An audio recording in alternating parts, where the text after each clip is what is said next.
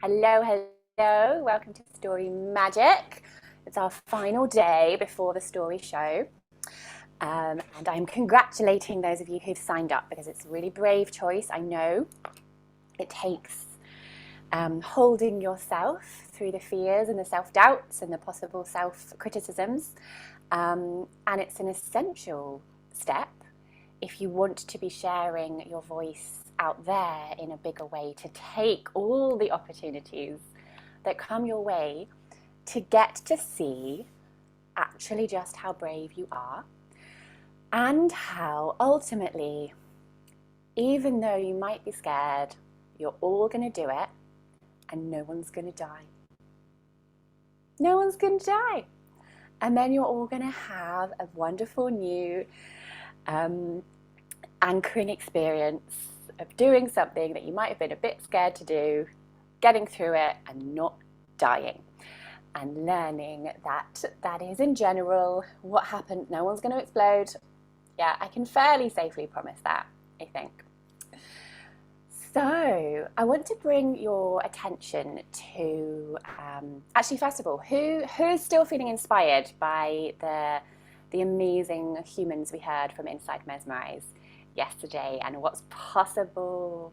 Yeah, beautiful. Good.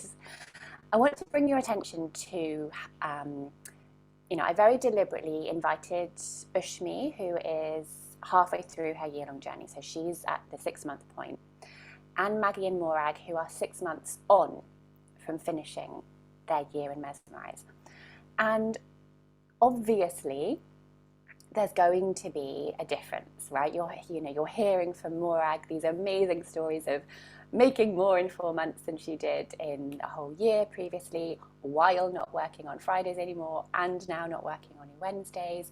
Like, such firm boundaries, which is supporting her health, which is, supporting her relationship, etc., etc., etc. And then from Ushmi, what we're hearing is that for her, it's about at this 6-month point where the pieces are now all clear, right? So it's been 6 months of us in it together, exploring, gathering, looking at it from this direction, looking at it from that direction, and the pieces of a necessary business, a purpose-led business, are now all clear for her. And so she's now in that process of beginning to, put the big banners out and put her flag in the sand and say, this is who I am. And now we can create her marketing structure, her sales strategy, and start bringing those clients in. And for her, that's taken about 6 months. And then, yesterday on the conversation, I had a 20-minute chat with Linda. We did all of that in 6 minutes.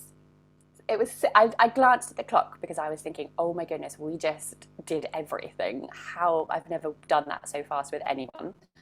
And bearing in mind, been doing her work for 20 years, she knows who she is. There wasn't so much of the kind of inner confusion to have to work through. And so, boom, 6 minutes, right? But what I'm wanting to bring our attention to is that timeline, that journey is going to be different for all of us. So please don't be comparing yourself to anyone else's journey. And please do be looking at this business journey realistically, right? You're not going to get all the necessary pieces and put them in place and have them out there in the world and be bringing in wonderful clients in 2 weeks. And that is possible in the container of a longer and deeply held journey, where you're continually coming back and going, what about this? I said this, but this happened, right? And we're in the studio making edits and changes in response to you being out there in action, instead of thinking it through continually in your heads. And what I want to say is, if you are, if you're considering Mesmerize in any way, shape or form, if you're wanting to grow your business in a way that feels good for you, book, right? Don't count yourself out at this stage. If I don't think you're ready for it, I'll tell you, and I'll probably point you on to someone else. And I know that, so for example, in Linda's call, we sorted out all her pieces in 6 minutes, right? Carol, we took the whole call, didn't we? But we got your story. Yeah, we got your vision in one sentence and what you do and your origin story and how it connects to the work you used to do and your advocacy. So actually, who's had a call with me and found it really helpful? Yay! Who else? Brilliant, brilliant, brilliant. Yeah, the rest of you haven't booked your call yet, or it's happening later. So don't not book your call because you're thinking, oh, I'm not ready, or Mesmerize is for me, or I don't want to waste Kate's time, or I can't afford it, because you'll benefit from the call anyway. You'll have a 20-minute one-to-one with me, so it's definitely worth it. Oh, yes, Monica says, don't miss the opportunity. Well done, Karen. You shared your vision on LinkedIn yesterday. Yay! How's that feel? Really good. Yay, you're beaming. Beautiful. Okay, so this session is really for you.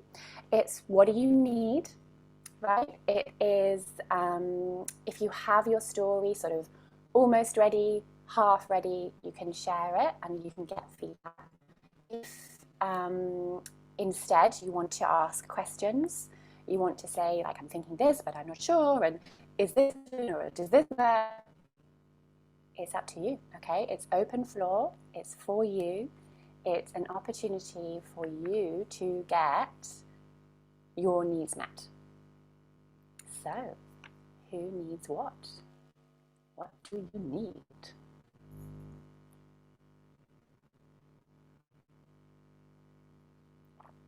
Great, so Rianne, and then we'll come to you, Carol. Just a really quick one. Are we reading tomorrow the About Me? Or I'm a little unclear. No, the whole thing. So the About Me is written, yeah, for your About Me page. You, Rianne, are reading exactly what you read before. So that structure in whatever order works for you of the vision, yeah, why, what the big vision is in the world. 1 to 3 stories that communicate how much you care and how well you get what they're going through. And then making sure you land the plane with what you do so that they get the what's in it for me, why should I care? And those 3 pieces can go in any order. So I can add 2 more stories to my story. You can, yes. Okay. You can add 2 more stories. And then also for you, because you've already shared it and it works so well, you know, be thinking about, can you memorize it in time?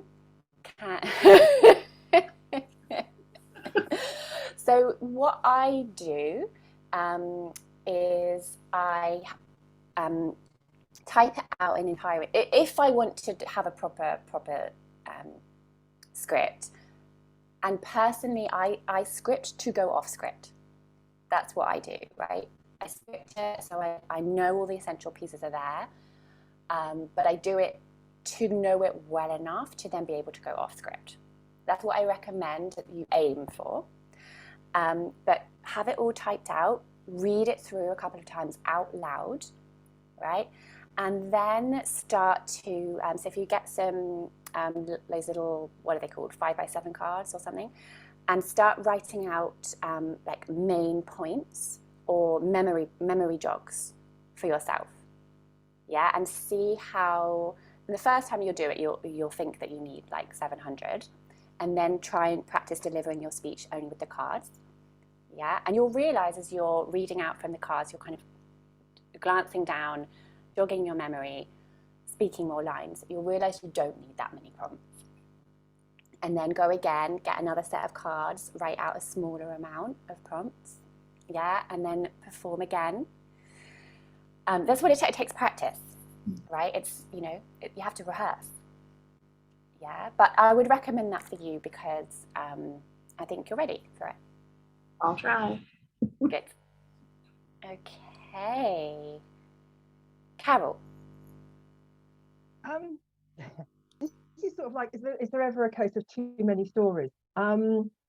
Because where we Yes. got to, yeah, where we got to yesterday was using my son as part of my story and looking then, when I realised I'd misheard you afterwards, looking at his human design and seeing how that had played out. And so I was looking at his design last night, and of course this morning, thank you, lovely musing that came through that I could see how it all links in, and how his human design shows up, and that's what's unique, and it all fits in with the advocacy message, which is lovely. Amazing. And then at the same time, another story came through, which is actually my human design story. Now, I don't want to put that as my main story because I doesn't have the advocacy energy, which is very important to me. Yeah. So I was thinking is that some people don't know what human design is. And so about having on it as a what's a human design page, doing effectively the official bit of what human design is, and then having the equivalent of want to know my story with human design. Yeah, where I they think that can works. look at and do it that way around. Yeah, I love that idea. Yeah. And then the second part of the question, because you said start posting these, I can imagine possibly when I first start, my story could end up quite long and would be a long post. And I'm not again a long post per se, but is it not helpful, useful to sometimes split it down to what I'd call sections? So you're sort of like setting a teaser for the next day, like you would in the chapters of a book. You can totally do that. Yeah, you can absolutely do it like in installments. Yeah, how, stories Yeah. used to get published in installments and people be waiting for the next installment. Yeah, long. It's interesting. Some people say nobody reads long posts. That's a ridiculous thing to say because it's an absolute, right? It's not true. Some people don't read long posts. And some people do. And, I've got a very thick book over there that I'm reading, and I'm sure lots of you are readers. Like it's an absurd thing to say that nobody reads long posts. It depends in terms of a business strategy. It depends if your ideal clients read long posts. If your ideal clients are incredibly busy, incredibly stressed, and this is for everyone, perhaps chronically ill, then maybe, giving them a long post to read is not the most intelligent thing. And we would want then to be thinking about, a graphic, a centralized version, beautiful, sort of medicinal in its imagery, like lovely for them to be absorbing, not overwhelming, etc. But I would have a play, Carol. So put out some of my most commented on posts have been very long. Very long, and excellent nodding as well. Yeah, very, very long. So I would have a play. And obviously you can't really... So you could either do it in installments and then, like, in say a month, put it out as the whole thing, or you would need two separate things to be experimenting with, two separate stories. I think some of the things is not so much with people read a long post, but it's just a one post and you think, oh, how do I follow that? And I wrote that last Wednesday, and how do you come back to it? If you had the other one, you'd spread it out over time. That was, I think, where my head was coming. Yeah, it would give you obviously more content, but also bear in mind the purpose of posting content is to be is part of your marketing, right? But ultimately, you want people having conversations with you and becoming clients. Yeah. So if a long post is going to generate more engagement, and make sure you're following up on the engagement. If someone is commenting underneath that they're really moved by your story or that they're seeing themselves in their story, that is an opening to send them a private message. I would never, ever, ever do cold PMing. I think it's just energetically funky. But if you've written, this is why I recommend using the 5,000 friend limit.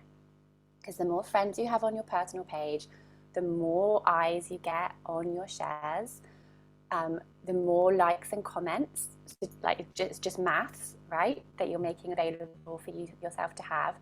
And then you can generally tell where some people are just commenting to be lovely and supportive and because they like you, and other people are genuinely finding your posts insightful, helpful, helping them to see things in a new way. Those people, I then think it's okay to send them a private message and say, thank you so much for your comment on my post, and sort of mention something about they've said, and maybe ask them a sort of deepening question and see if they respond, right? And then perhaps a natural conversation happens, and then you can say, hey, would you like to continue this conversation on the phone? Yeah. And then you've got a sales call. Yeah. Because I've not used my Facebook profile because I don't really like Facebook at all. So it was just like, do I start that as my first post? Here's my story, or do I need to warm them up in doing it by bit? That was all. How many friends have you got on your personal profile? About 100, I think. Over 100. Yeah. It's up to you. I would maybe save it for a bit and do a little bit of work on growing your friends list. Yeah. Yeah. Too soon to share. Pardon, say that again? Too soon to share.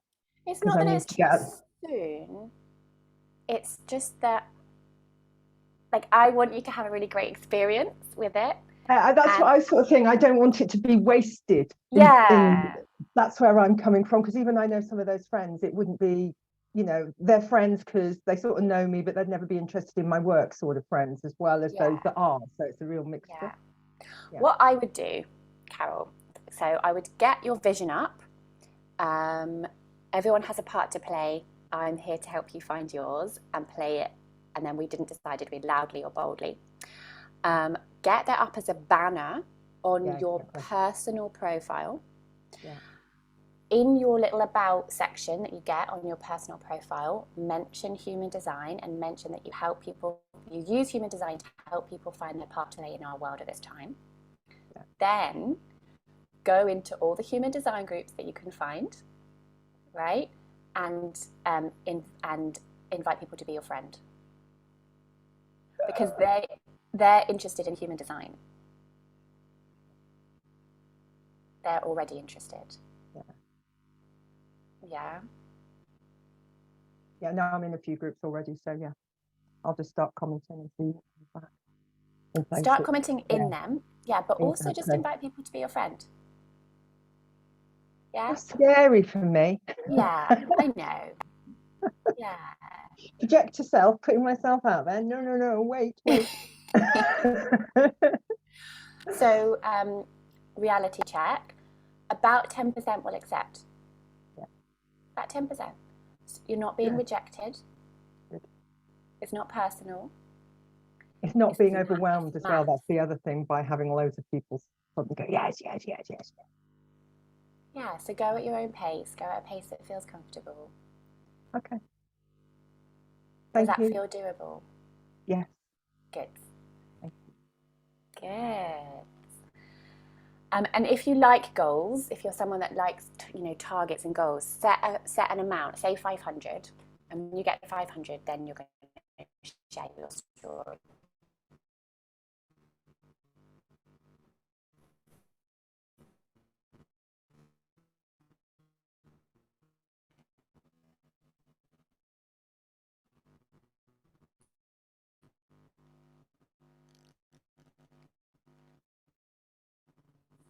Have we lost Kate? Oh, am I back? No? Yes? I can hear you, Kate, but I can't see you. You're frozen. Yes. Hey, thanks, Carol. You're back. That's so weird. Some of you are moving. I'm back. Okay, good. All right, so who wants to ask a question next?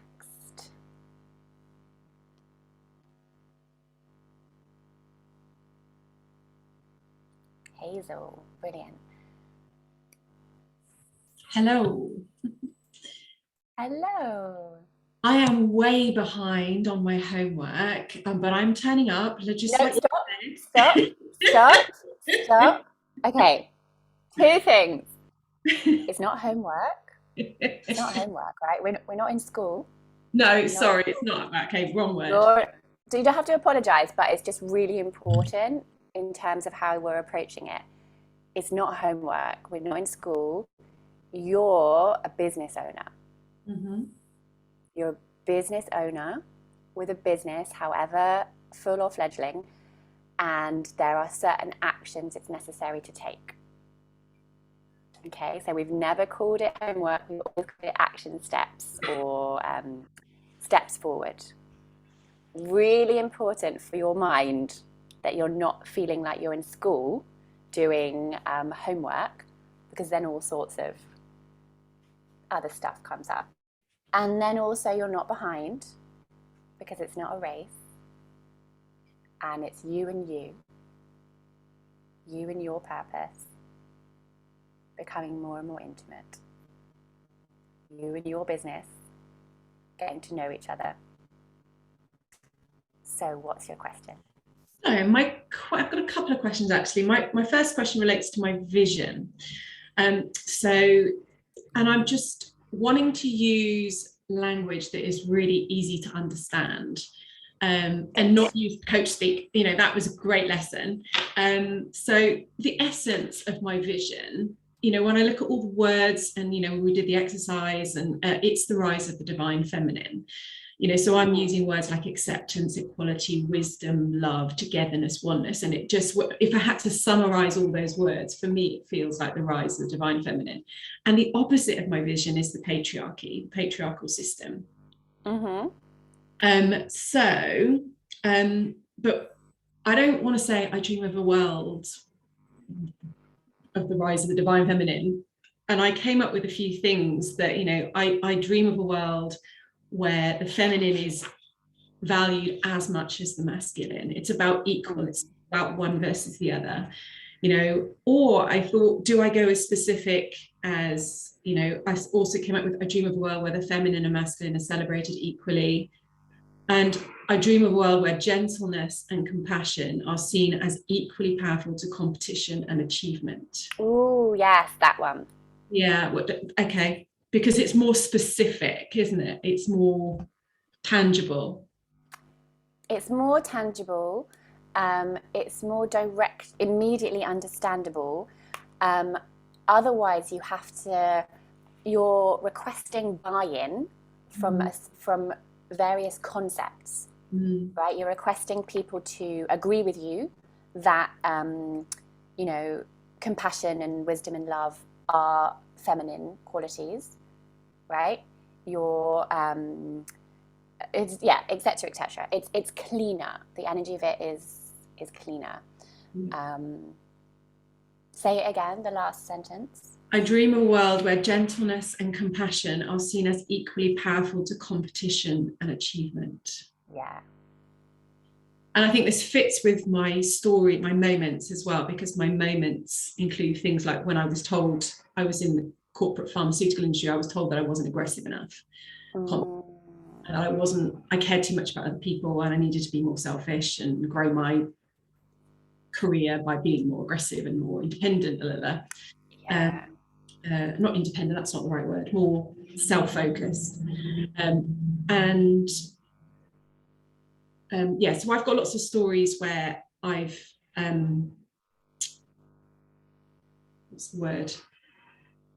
experienced the patriarchal system. And I've got lots of moments where I've kind of experienced the opposite, in terms of like the divine feminine, walking into my first one of many conference, going on Be Wild with John Marinell. There's lots of, doing my first spiritual awakening course. There's all those moments that I have. And my second question was around the moments. Do you just tell the story, or do you always have to weave in, what you learn from it, or how you grew from it? Ideally, the story does that. Okay. Yeah, ideally. Sometimes we need just one sentence to land the point, and also to flip it, to the person. So it's something like, I wonder how many of you have done that, right? So those little sort of kind of tag questions, or who resonates, that you can use that kind of thing. Okay. Verse it. Like I hate it when people explain the story. No. They'll say things like, so the point of the story is, and I'm like, no, everyone knows what the point of the story is. It was in the story, right? You got the lesson through living the story. If you share the experience of living the story well, the audience get the point. They don't then need it spoon-fed to them. It can be very patronizing, and it can be off-putting. Yeah. So definitely beware explaining your story. Tell me one of your stories. Let's see if the point's already in there.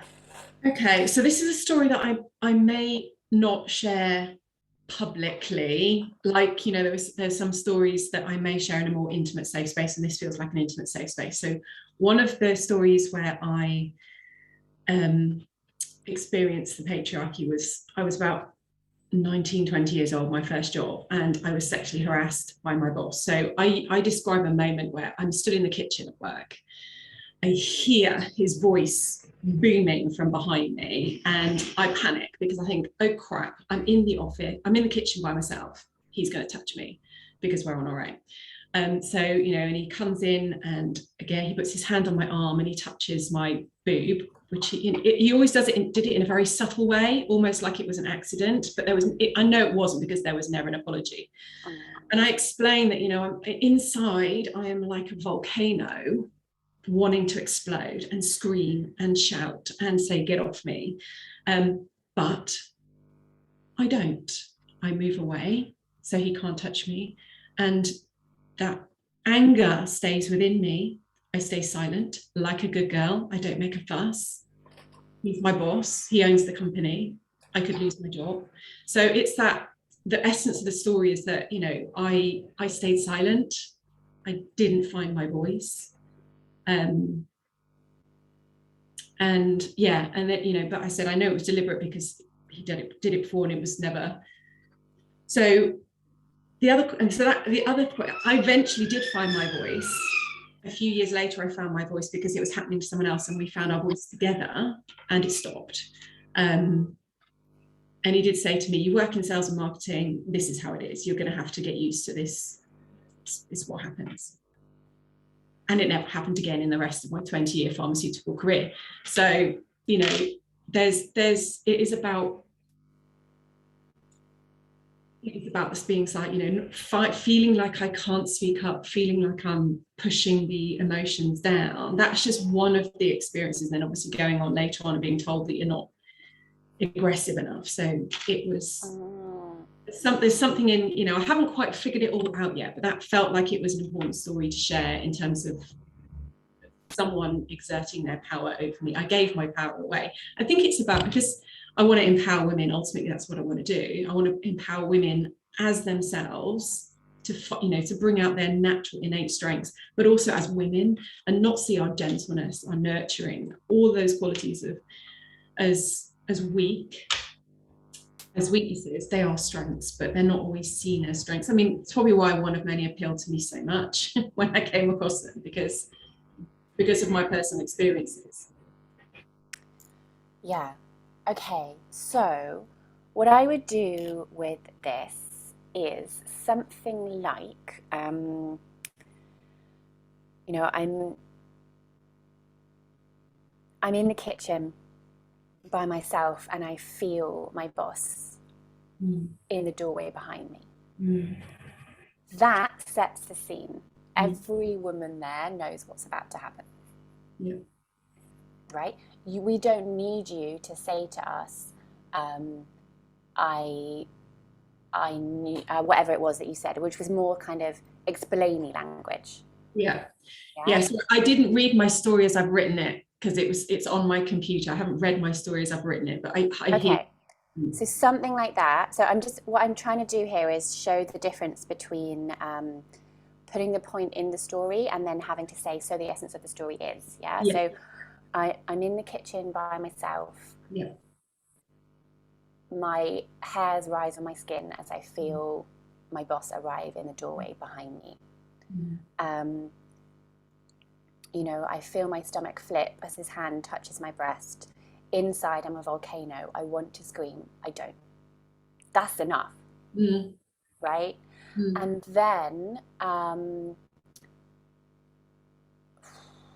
mean, that makes me angry, right? That's like, who's feeling angry?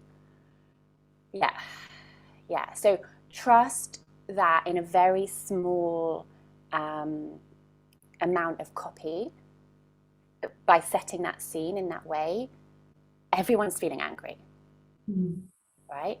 And they get it. We get it. I feel like a volcano. I want to shout. I want to scream. I don't. And then we need a story of you finding your voice. Finding your voice, maybe with support. Maybe it is a story of allowing the scream out, right? Like Monica's scream in the garden. Maybe it is a description of how that felt to let that power flow through your body, right? Finding your power, finding your... and there's something here, there's something about the difference between aggression and real power. You don't need to be aggressive when you're actually powerful. So there's possibly something there for you to bring forward. Yeah. Because at the moment we've got a competition in achievement and then gentleness and compassion. But we've also got, right, in the divine feminine, we've got divine rage, we've got sacred rage, we've got power, we've got strength. So, yeah, I would bear that in mind. Who do you want to work with? That is something I'm stuck on, my ideal client. But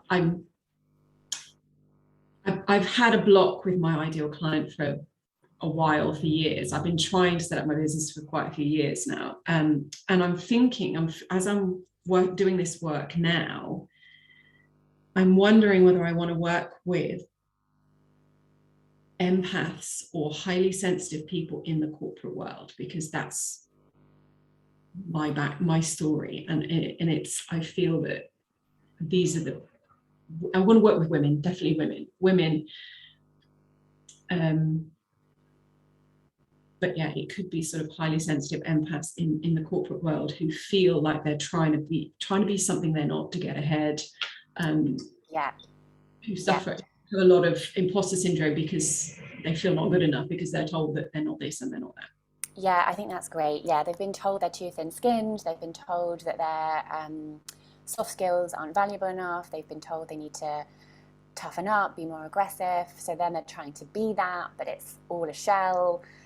Yeah, good. That's really clear. And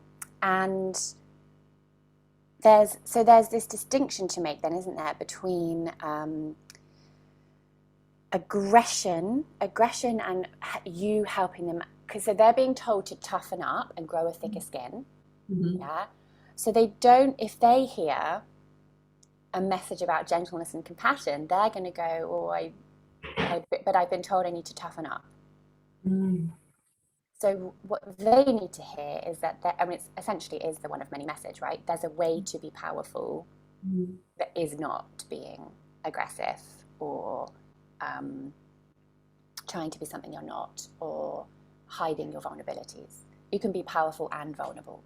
You can be powerful and loving. You can be powerful and gentle. Yeah, it's the and. I think that's what we need to go to get to the point. That's where we need to get to with your story. Yeah.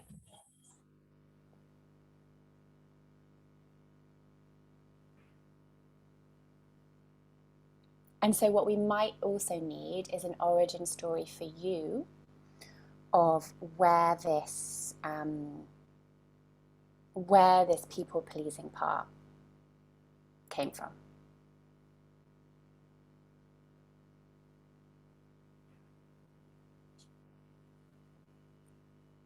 Okay.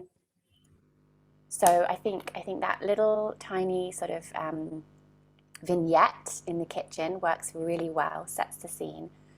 Then we need a story of you finding your power and your voice and energy coursing through you, and understanding I can be powerful and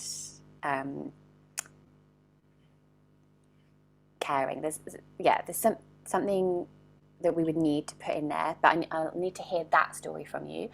And then back in time, probably to childhood, to why was it so hard for you in that moment, right? Like, why didn't the elbows come out? Yeah, I think I know why, but I'm not feeling comfortable talking about it because I feel like I'm being disloyal to my parents. Yeah. Who were I doing get that. the best they could at the time. Yeah. And your ideal clients are probably feeling the same, right? That they're telling themselves stories of, my parents were doing the best, you know, or maybe they haven't even got to the point of sort of questioning yet. They're still in the story of, but I had really great parents, right? And maybe they did, and maybe you did, and it sounds like there was a missing part there for you growing up, of learning that you can be a strong, vocal, powerful woman and be kind and be caring and be loved and be lovable.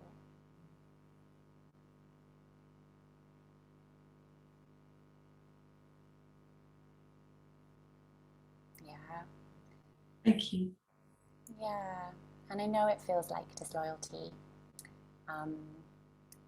And I know that the caring and the compassionate part of you is probably putting lots of energy and attention in that direction. And maybe there's a piece of your story still to happen around finding that voice in you that can say, actually, I needed something that I didn't get.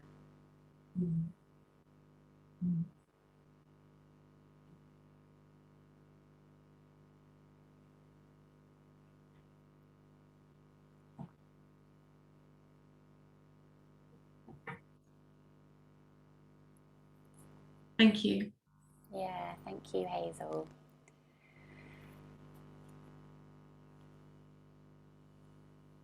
And remembering you're changing that story, and we've talked about how culture creates story and story creates culture, and they were doing their best, right, within the culture within which they grew up. And now we have a broader perspective, a more awakened perspective, and you're a part of changing that story. And there are ways in which it's deeply, deeply, deeply personal, and there are ways in which it's not personal at all. And we're all doing it for each other and for the future generations.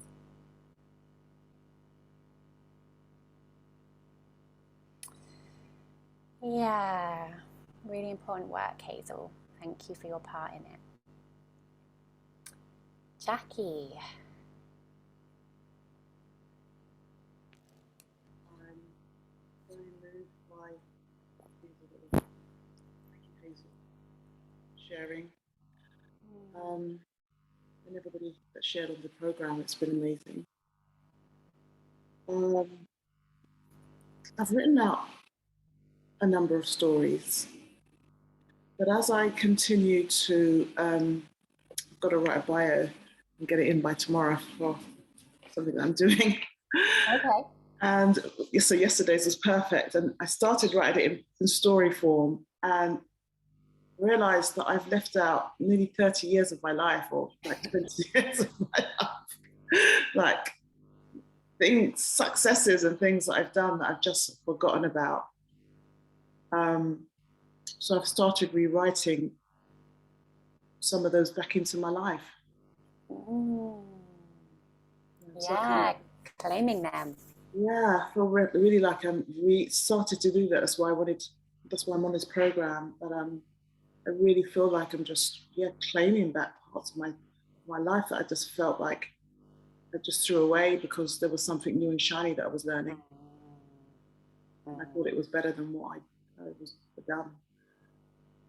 What I heard I was looking at my short profile bio about who I work with. And what I'm getting more and more to the essence of is that I help leaders free themselves from overwhelm and what's holding them back. And then I've got Jackie's work frees her clients from overwhelm and from what's holding them back. She helps them to lead with compassion, find their voice, and there's something about that put their well-being at the center of it. That's what I'm a well-being coach and leadership coach. But I don't know how to say that. And then when I was listening to Hazel, I've got so many stories to share. I was also seeing as well that when I was running my own boutique marketing consultancy, which I've completely forgotten about, and had like a really big client called Western Union, and got them very well in certain markets in the UK. That I was also in a relationship that was abusive. I was married and I kept it very quiet. I got out of it very quickly. Only my mum knew, and my dad, and my family, my sisters. I was married and I kept it very quiet, apart from a few friends as well. One day when he went to work, I just packed my bags and left. But I do remember knowing, thinking it hit me the second time, the third time, and I'm going to leave this relationship. I'm going to leave him. Remember that. And Hazel's story kind of brought up some deeper things for me. And I've never really shared that because I got divorced. I remember getting a lawyer. I was very scared. I was running my business. I just had one client, but I was getting paid very well, and I was really scared about getting a lawyer. And then I met this lady. I met her. She was, I don't know, I just contacted this law firm, and she just helped me. She really helped me.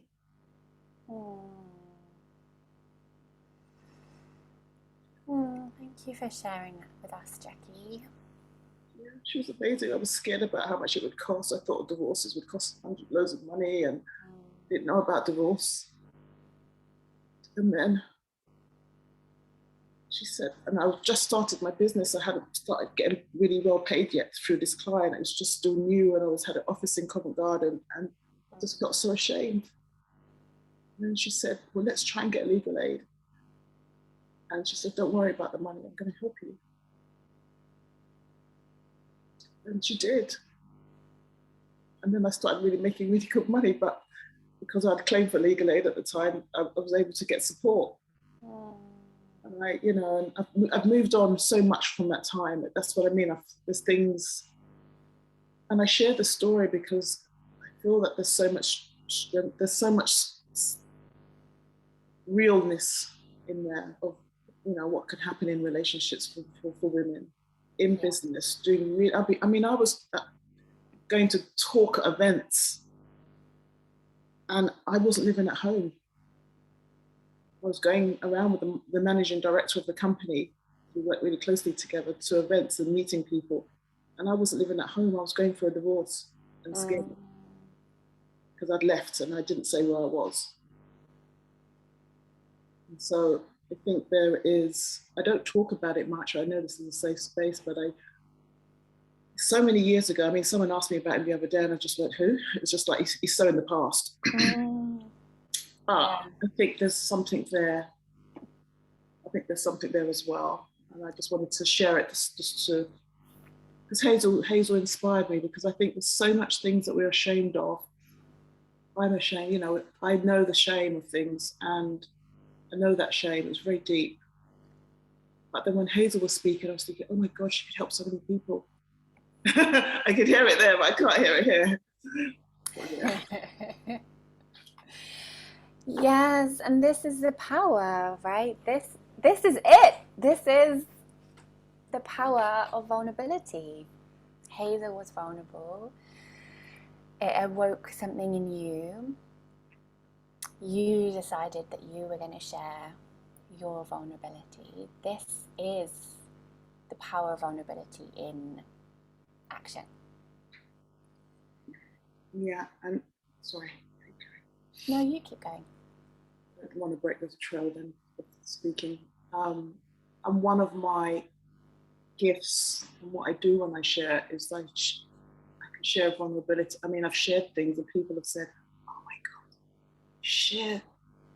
The way you can be, the way you share about being vulnerable, it's just amazing. It's something.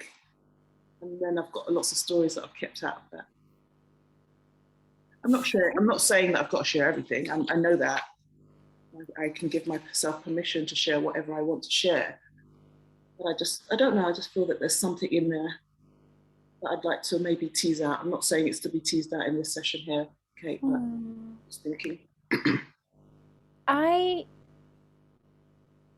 find myself going back to the vision you initially got to, which was I help leaders lead with vulnerability and humanity. Yes. I mean, that's what you're doing. It's what you're doing, and it's clearer and it's also more unique than I free leaders from overwhelm and what holds them back. Okay. That's a little too common, right? Like lots of people are saying that. You're not common, Jackie. We don't want you in the everyone saying that bucket. We need to make sure that your beautiful, vulnerable power is seen. Mm-hmm. So I'd highly encourage you to bring that forward. I help leaders lead with vulnerability and humanity, or, you know, I help leaders put humanity at the forefront of their leadership, or something like that. I help leaders express vulnerability. And it's a similar message, you know, to Hazel's. I help leaders bring vulnerability and power together, or something in there. Like, what's your philosophy on the connection between vulnerability and power? What do you see there that most people don't see?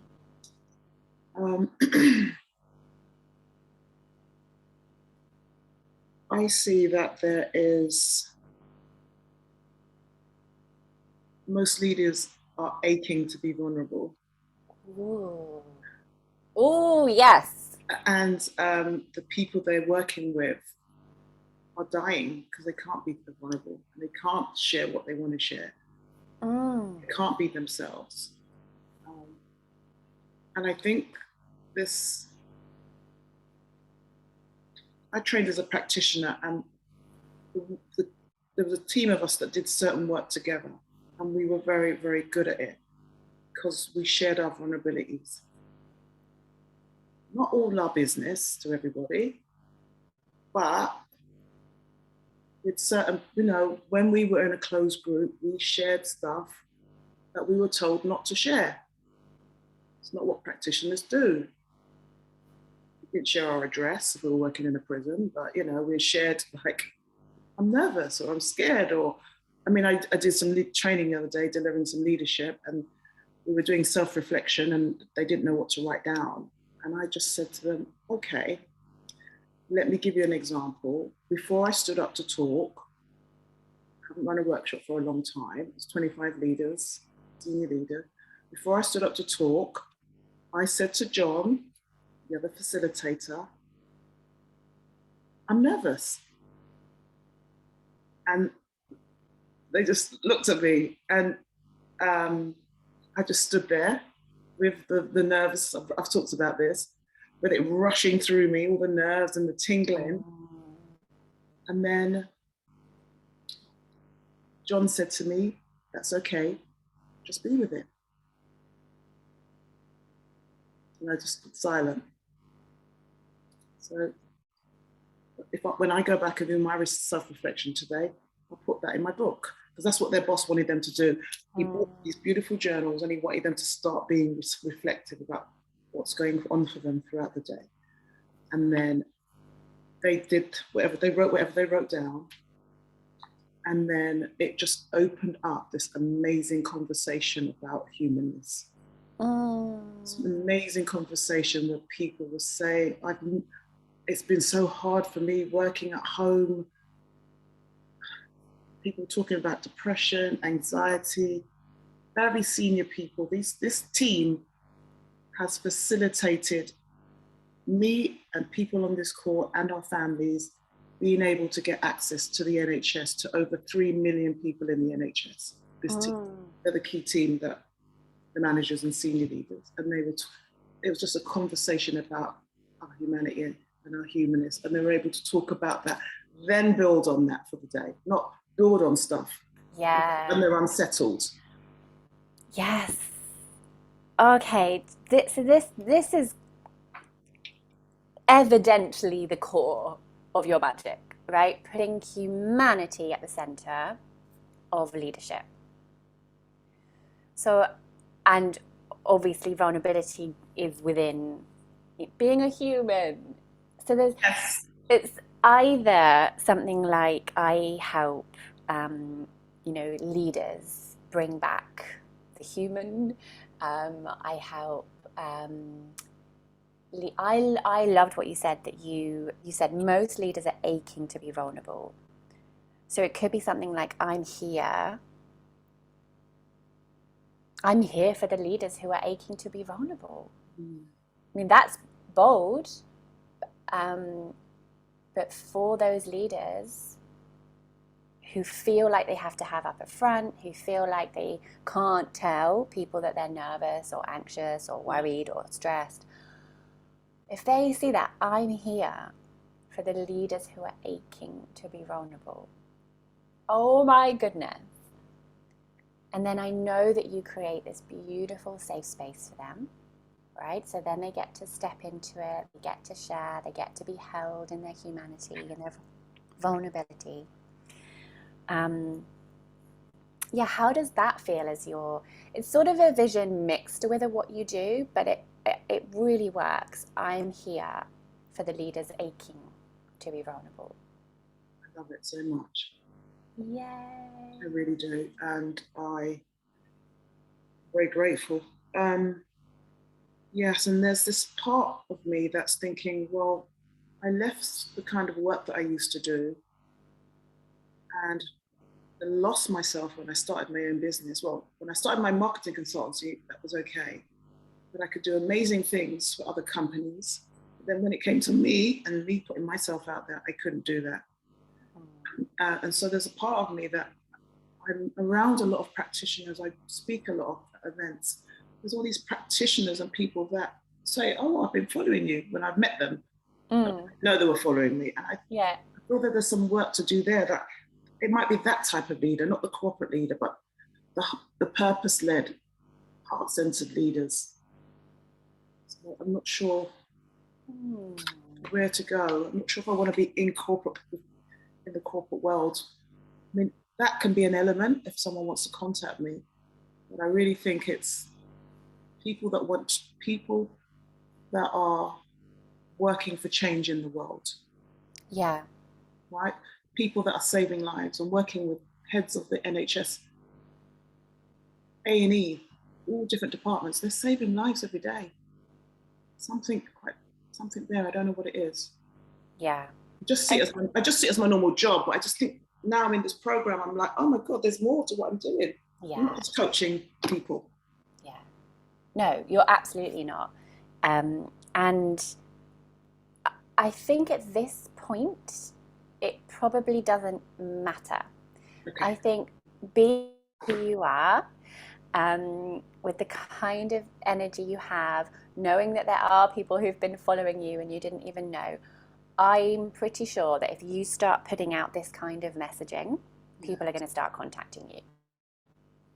Yeah, that makes sense. And then you'll notice, like, oh, interesting. Okay, it's about a 50-50 split, or oh, it's all, you know, purpose-led business owners, or it's more in corporate. You'll see, but I don't. Yeah. Yeah, my sense is we can't think our way to that one. It's going to have to be on the field that you find that information.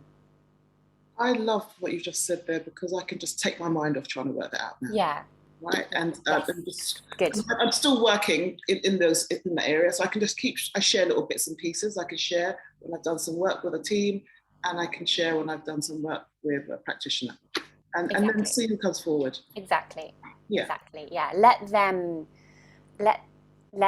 them tell you who they are. Yeah. Thank you so much. And the other piece that I'm remembering from our one-to-one conversation is this piece about the recovering need to be needed people. Yeah. Right. So I think there's still something in there. And also now, because what we're now creating, Jackie, is like this ultimate emotional journey that you can take people on, because you can start with the funny story, right, of the ha ha ha, and you're being your silly self and you're doing your certificate, you get certificate gathering, and then you stopped and you, Jackie, why are you just not doing it? And it was in that moment I realized, even with all these pieces of paper, I didn't feel good enough. And then you might, depending on where you are and who you're talking to, you might at that point tell the story of the marriage and the abuse. And if you imagine, because they're with you, they're laughing, they're resonating, they're like, oh yes, that's also why I'm not stepping into the full leadership I know I'm capable of. And if we know, right, it's because of things that are happening on the inside, and they don't yet have a safe space to go unpack that, right? You're going to be that safe space for them. So either sharing that vulnerable story, or going even further back and sharing a story that communicates, you know, why? Like, why did you become this woman who didn't feel good enough? Yeah, and again, for these leaders who are in positions of power but haven't yet sort of touched that, you know, soft, squishy, inner child, vulnerable place inside but are aching to, oh my goodness, when you share that kind of a story, now they're going to know beyond a doubt that they can come to you and they can share anything. Anything. Absolutely. Yeah. Beautiful shares. Thank you so much, Jackie. Yeah, interesting. There's this resonance here. Hazel saying, leaders aching to be vulnerable. Really powerful, and I used to be one of them when I was in the corporate world. Yes, reenact. Very powerful credibility there in the results you created. Yes, so we want to see those highlights in your bio that you were talking about, along with this little jot of story arc.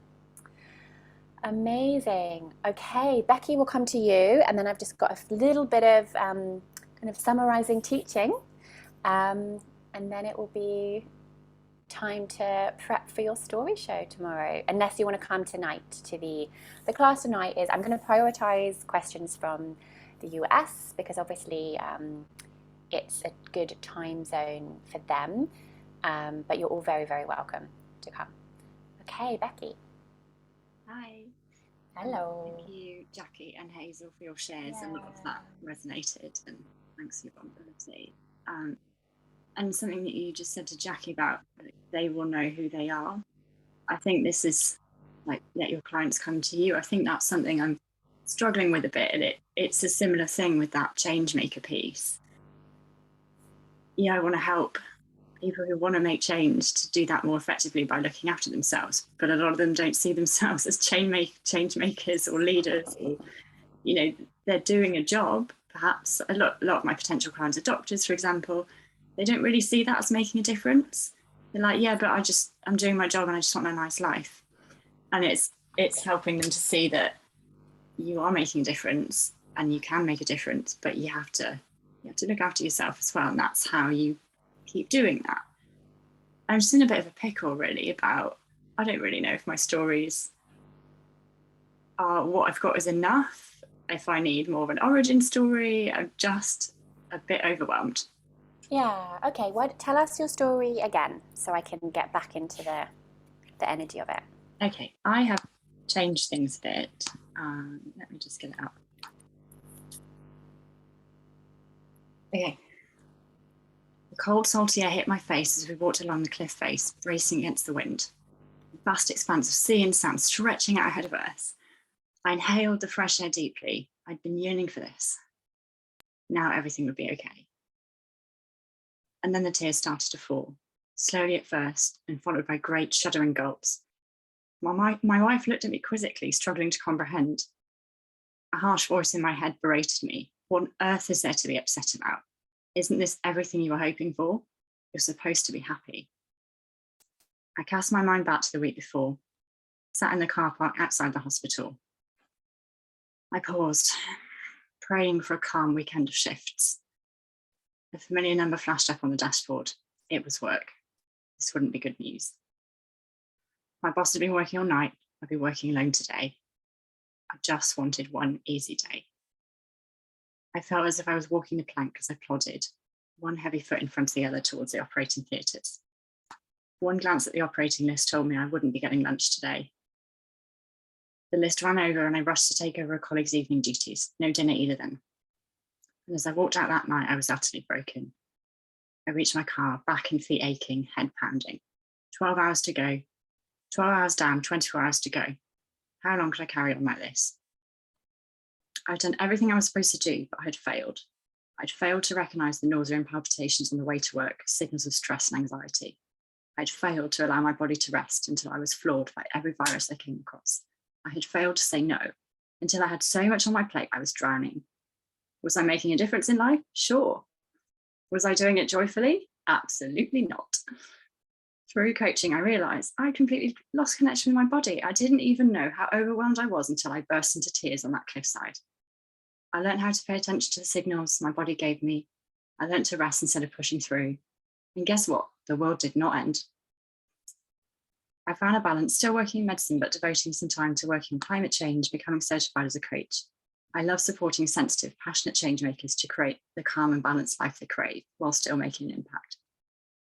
I dream of a world where those who feel it all are lifted up rather than ground down, where the injustices of the world are healed because those who cannot stand to live with them are supported to act on them without sacrificing the very things that keep them going. I believe if you want to make a difference, you can't wait for the whole world to be healed before you can rest. And that's why I trained as a coach to help people like you. The world needs people like you, people who feel it all, to shine brightly. And I'm here to support you in crafting the balanced life you crave, with plenty of meaning and contentment. And that's what I've got so far. Yeah, I love it. Oh, good. Really good. Really clear. Absolutely brilliant. I love that line. You can't wait for the whole world to be healed before you can rest. Yes, yes, yes. That needs to be your like mantra, Okay. right? We need that out on your social media big time and on your website. I loved that kind of inner voice, the inner dialogue, the harsh voice berating me. You're supposed to be happy. Like, yeah, really, I think your ideal clients are really going to resonate with that and hear themselves in that, and the failing to say no, the failing to listen to your body, to the signs. Brilliant. So many pieces in there that where your ideal clients are going to go, yeah, that's me. Yeah, that's me. Yeah, that's me. So I have one clarifying question, and it's about the work you actually want to be doing, right? So do you want to be teaching people about self-care? Do you want to be teaching people about boundaries, which is connected?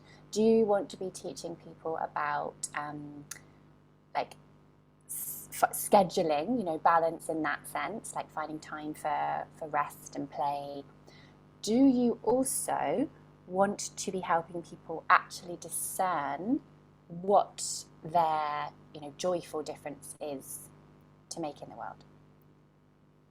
Yeah, all of that. So All of it's that putting in the boundaries and the self-care, which gives them the space to then work out what is their difference to make, so that they're not just doing everything, trying to make every difference, but they're like, oh, this is the thing, this is where I can make the difference. And now I have the space and the creativity and my optimism's back, and I can channel it into that thing. Yeah, great. Okay, so the ultimate outcome you'd be going for is them making their difference and doing it joyfully. Yes. Yeah? Okay, so we want to make sure that's a little bit more prominent, because at the moment what's a bit more prominent is the balanced life. Mm-hmm. The balanced life is the way to get there, but it's not the ultimate outcome that they want. Yeah? What I really liked was when you said, was I making a difference? Yes. Was it joyful? No. So then we can bring that back later and say, I help you make your difference joyfully. Yeah. And then that's the work you do in the world. I help you make your difference joyfully. You know, the path there includes self-care, boundaries, space, rest, you know, discerning what that difference is. But you need to make sure with your messaging, you're focusing on the outcome, which is them making their difference joyfully. Okay. Yeah. So I wouldn't. So obviously there are going to be lots of doctors who don't know that they're change makers, but they're not your ideal clients. Yeah, you want the people who have that desire, that passion inside to be seeing a change in a world, and you're just speaking directly to them and that desire. Yeah, I think that's what I need to let go of, is that, like, that is the person I'm speaking to. Doesn't matter the time, like, as you say, they're not my ideal client, the ones who don't have that drive, that passion to be better. No, you can't instill that drive in someone if it's not there. That would not be a joyful job for you. Yeah. Okay, thank you. That's Great.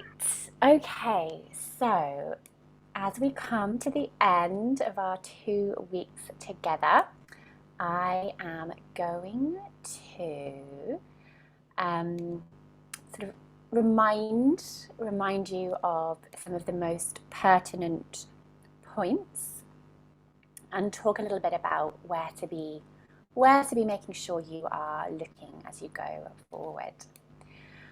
So remembering that this really is an antidote, a way of communicating your work in the world, your magical work in the world, which is different to sort of traditional ways of marketing, which rely on pain point prodding, which rely on positioning yourself by the problem and yourself as this sort of magical pill. I've got a secret, I have secret information solution, and where we're taught to manufacture authority.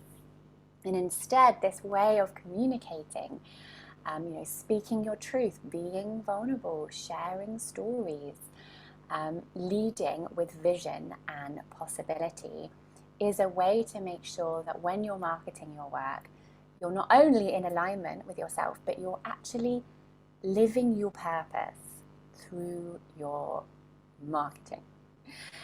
And you're no longer positioning yourself by problem and having to press people's pain points, but you're positioning yourselves by your unique perspective, right? What do you see about the world?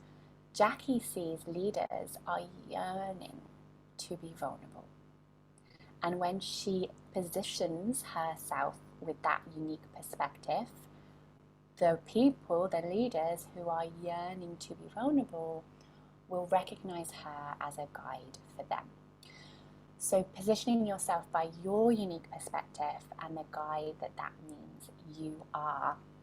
And instead of having to manufacture some kind of authority, trusting the expert you already are, the expertise you have, lived experience you have, letting that be seen, right? Revealing that. Making sure if you do need to up your credibility versus your relatability, you're doing that. Making sure if you do have these amazing decades of life experience and results you've created, you're talking about them, right? You are absolutely claiming your authority, not having to manufacture any. So a reminder about the magic in using your why story, right? This vision that we've been creating. When you dare, and it does take courage because it is different, but when you dare to lead with that vision, you're going to attract people who want to go where you're going. You're going to attract people who want to see that vision that you have for our world in reality now. This is how we change the world. This is how. We tell better stories of what is possible, and we bring people with us. I've just realized I've done it again, haven't I? I am not sharing my screen. So I'm going to come back. Gonna come back. I wasn't sharing my screen, was I? No, did it again. All right. Hang on a minute.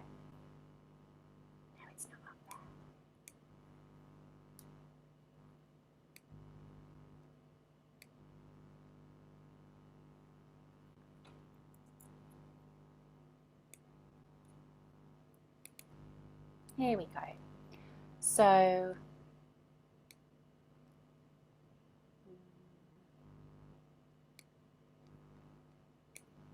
this is what I was looking at, and I read it all out, and you've seen it before. So there's just a quick reminder of what we're doing here, the context that we're working inside of. And then this reminder of the magic of daring to share your why out there. And that as you lead with vision, you attract people who want to go where you're going, right? They might not see the vision as clearly as you do because they weren't on StoryMagic, right? But for them, it's going to be this kind of amorphous sense of, I want something different. I want something different to what I'm currently seeing in the world. And when you stand up, put your flag in the sand and say, this is what I see as possible for our world, that's incredibly attractive. Incredibly attractive. So you not only are going to be attracting clients who are a joy to work with because they want to go where you're wanting to take them, right? Which is when it all gets a lot easier. But also people who want to collaborate with you, people who want to do workshops, summits, etc. with you. And then just in general, people who, when you share your voice on social media, etc., will support you, right? Will cheerlead you, will like and love and comment and share and lift you up because they get you up to something bigger than yourself and a contractual business, right? They get that you are someone who is truly walking their talk. So use that why. Use it everywhere. Get it on your banners. Put it on a banner on your personal page. Put it as the header on your homepage. Lead with it. This is not a piece of work to do and then, close a notebook and go off and do another course on, right? This is work to implement and make sure you're putting out there where it can be seen and be doing its job. So you can do yours. And then a reminder of the magic in your why you story. So when you're sharing these stories, right, these origin moments, these moments of realizing maybe why you weren't doing the thing you dreamed of doing, and then the moments of doing the thing you dreamed of doing and how exciting and enlivening it felt. When you share those moments, you're aligning your business with your life purpose.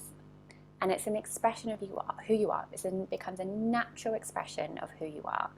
And it all becomes much more easeful because you know, it's harder not to be yourself than it is to be yourself, right? It's much harder. You know, yesterday in my one-to-one with Carol, I brought forward the word advocacy, and Carol said, that's my purpose in human design, or I think it's your design son. And a massive part of my human design, how I'm naturally designed, is that me living my purpose activates you to live yours, right? So this is what Ushmi was referring to yesterday when she said there's something else that happens in Mesmerize. It's this kind of energetic undercurrent where I just find myself, you know, being more me, and then life gets lighter. And that's because that is the essence of my purpose, right? The more self-expressed I get, the more energetic transmission I give out, and the more self-expressed the people who come into contact with me are. I don't have to do anything. It's an energetic transmission. And you're all doing that. You're all doing your version of that. It's harder not to live your purpose than it is to live your purpose, right? So when you are allowing yourself to be you, you are by definition then living your purpose, because self-expression and purpose are one and the same. And then when you allow yourself to do that out loud and have that be seen, that's what makes you naturally stand out. Because no one can copy you. They might copy bits of your words, but nobody can copy your energetic signature. Nobody can copy your purpose, right? There is no competition when you are being yourself.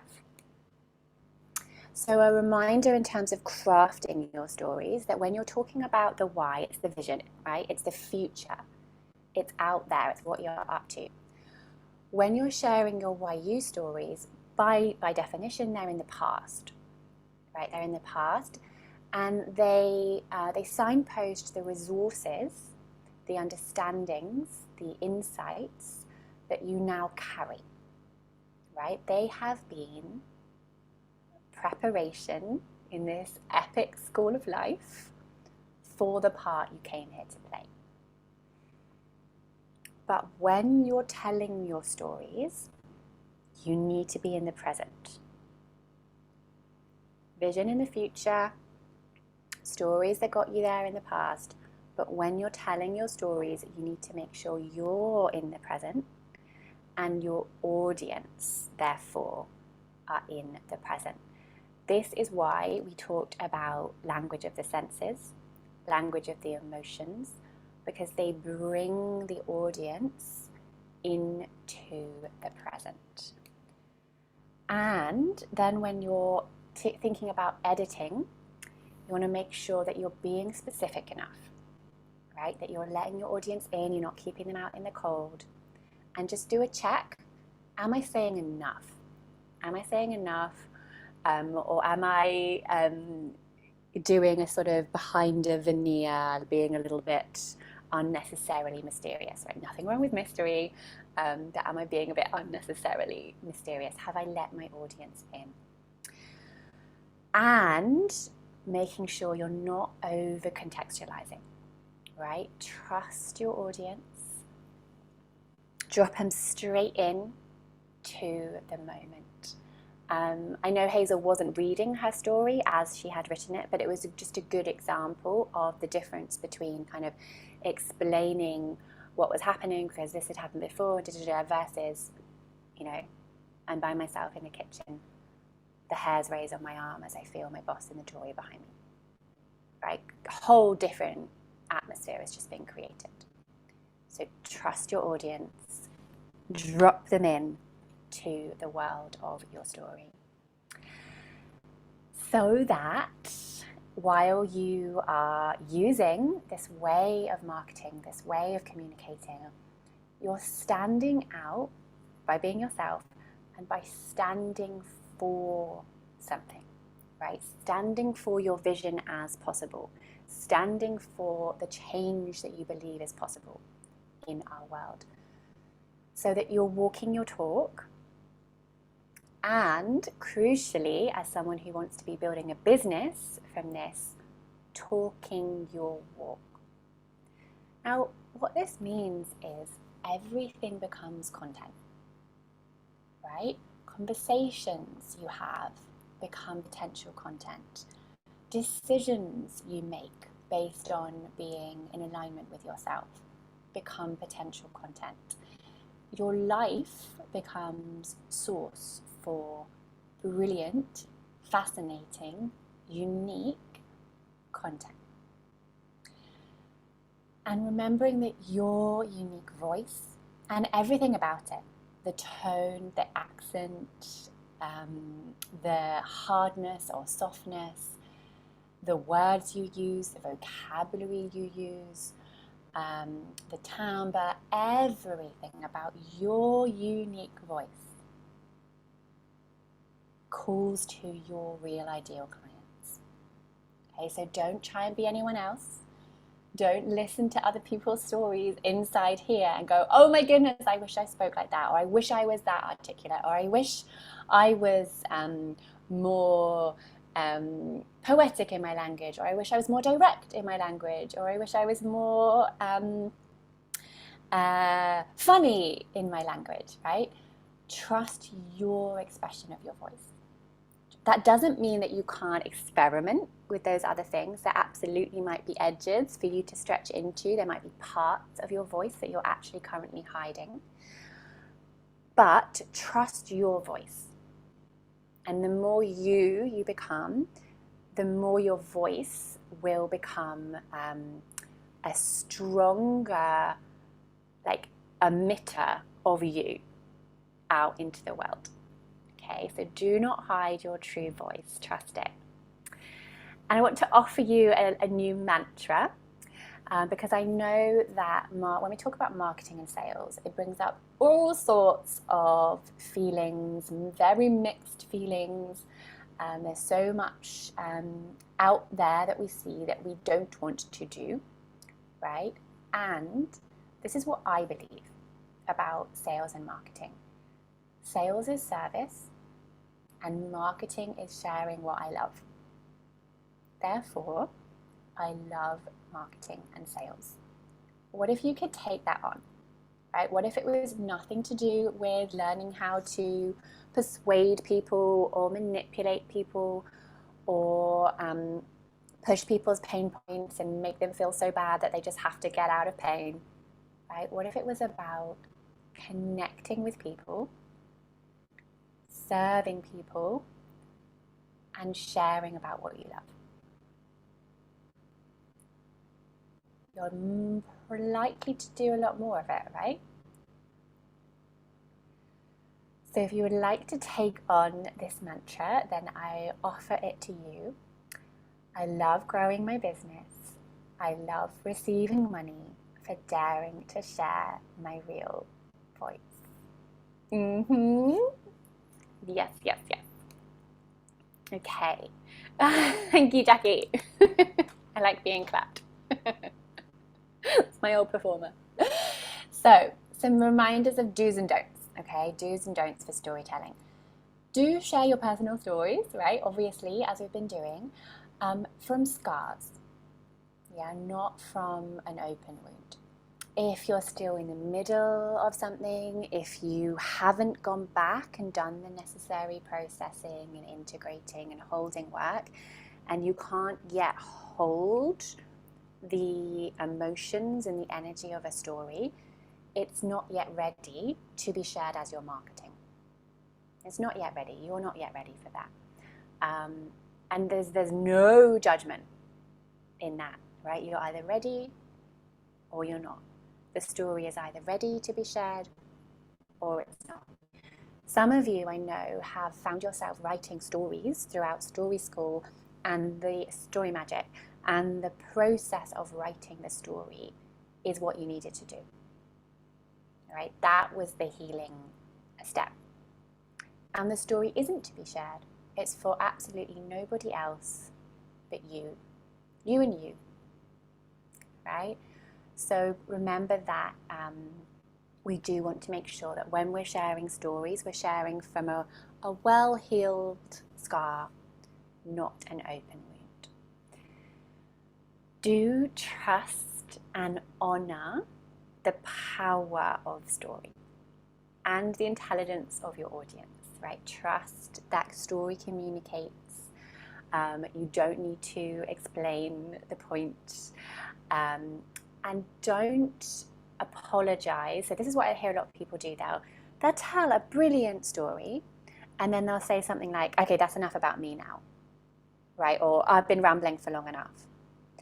And it just takes away the power of what you just did. Yeah, because if you are telling your story well, you haven't been talking about yourself. Sure, you've been sharing a story from your life, and it might be about you, right? You're in the story, but it's for your audience. It's already for them. You haven't just selfishly talked about yourself for 20 minutes, right? So never, ever, ever finish the story by saying something like, okay, that's enough about me.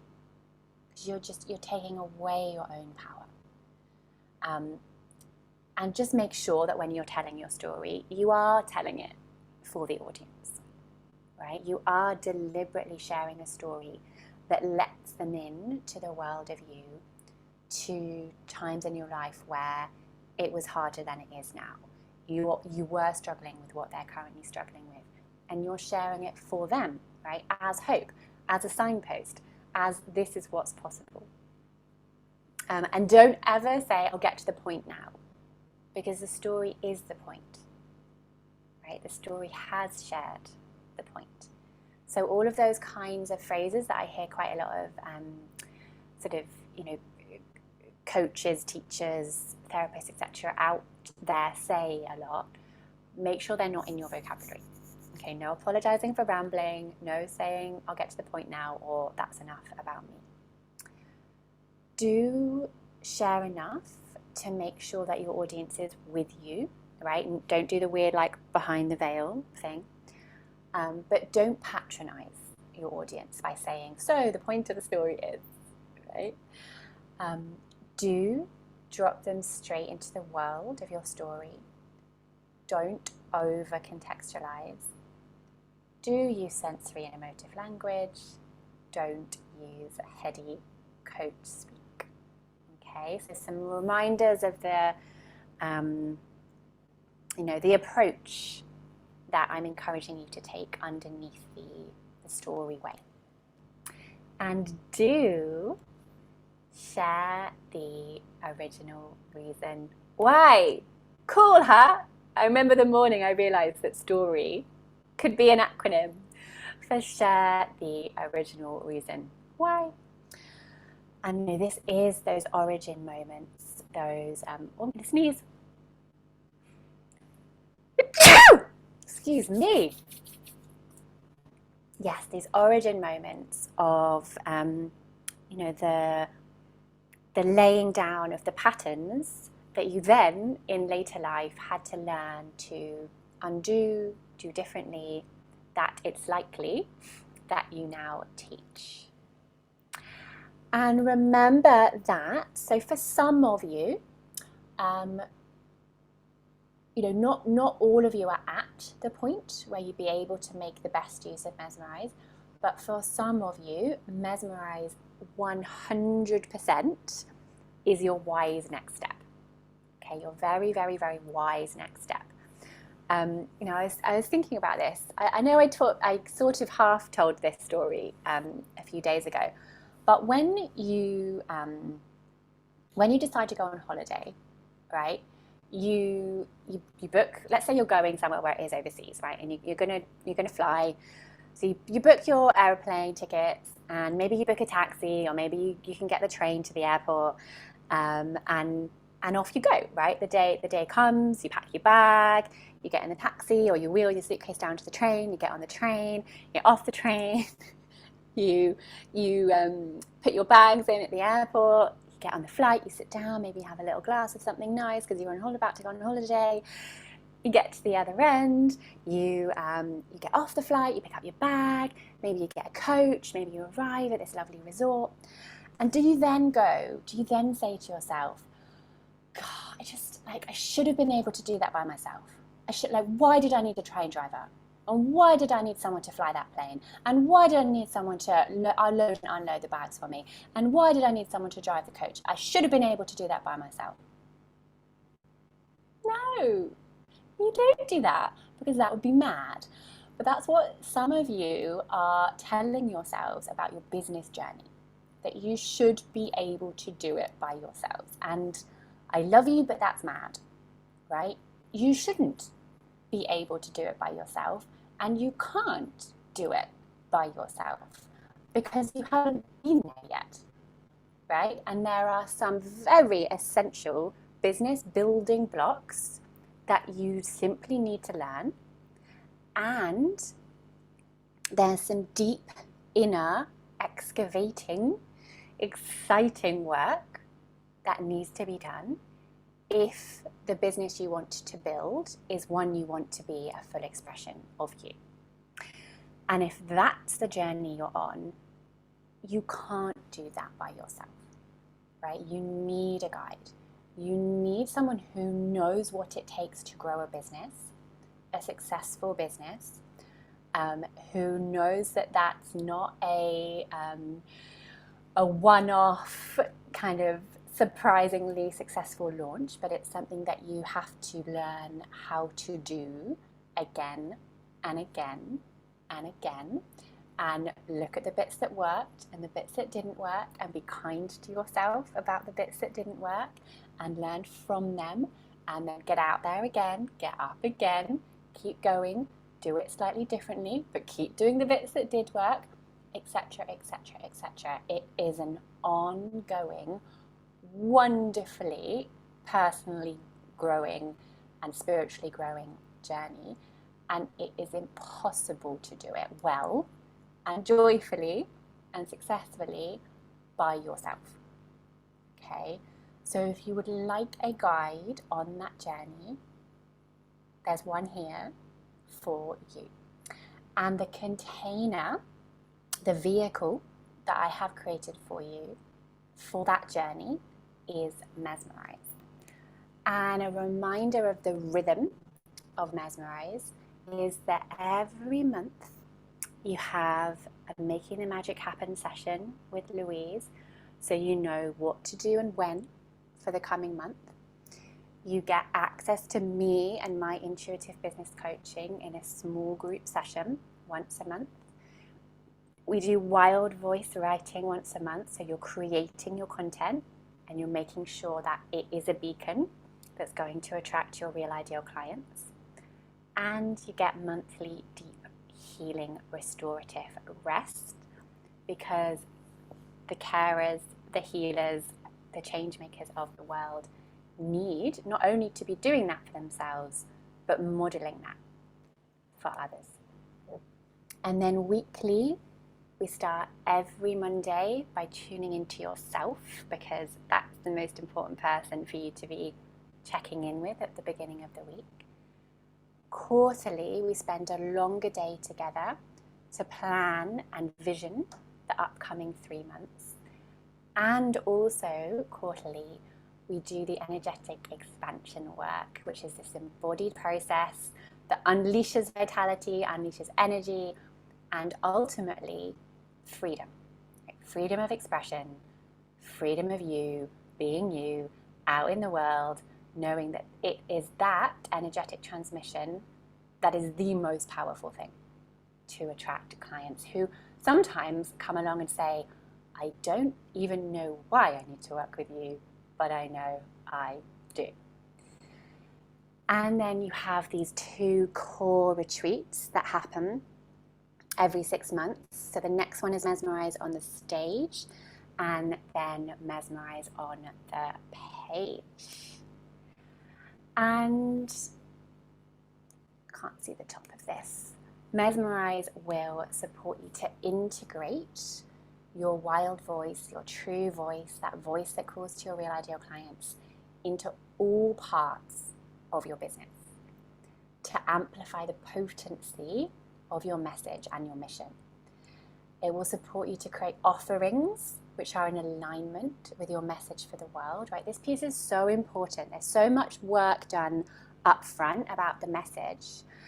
But what's really important is that we then make sure that the offer you've created has the most possible likelihood of fulfilling on that message, right? And you're going to learn how to market and sell your offerings in a way which is in alignment, again, with your message for the world, so that your marketing becomes a force for good in the world. And we're going to define your business model for ease and speed of growth. Speed, the right speed for you, right? And we're going to find the right vehicle for your voice. So for some of you, it might make sense to have a podcast. Others, it might be an interview series, etc., etc. There are so many.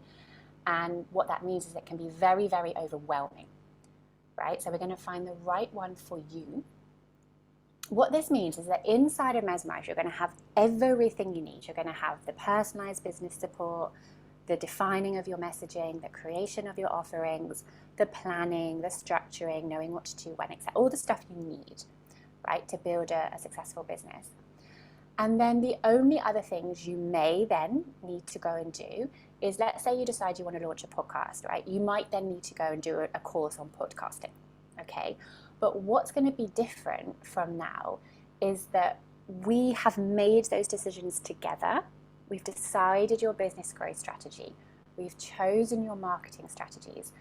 And then if a podcast is one of them, then with me, you're doing the work about your voice, right? So you're making sure that the voice going out in that podcast is the right voice and is going to reach the right people. And you go and you find someone and you learn about podcasting, but you're not, right? You're no longer out there going, oh, maybe it's podcasting. Oh, maybe it's a YouTube channel.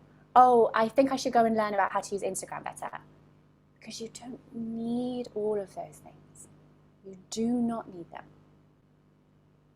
You need to make some decisions based on who you are, how you want to be growing your business, what your unique kind of, what your most natural talents are, and then go and learn a couple of tactics and do them well and do them continually. So this has the potential to be the end of the kind of shiny object syndrome, right? So, 8,000, it's a considerable investment. If I look out there at what else is out there, and I look back at the year-long courses I've done that were 17,000, 21,000, another 20, 21,000, it's actually a tiny chunk of what I could be charging for it. But I understand as well that it is a considerable and, to be considered investment.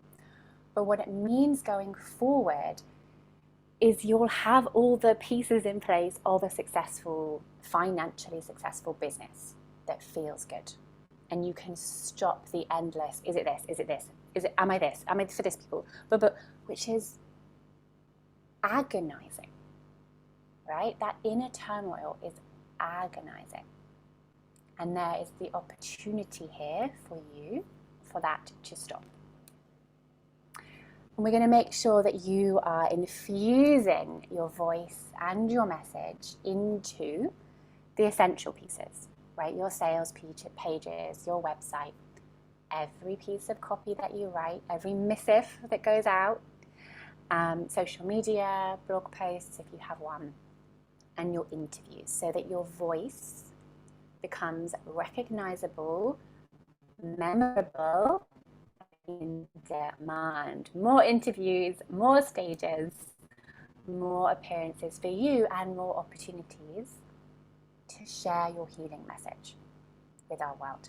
Because it's not just about growing a business inside Mesmerize, it's about growing a fiercely tuned in business, serving the world at this time.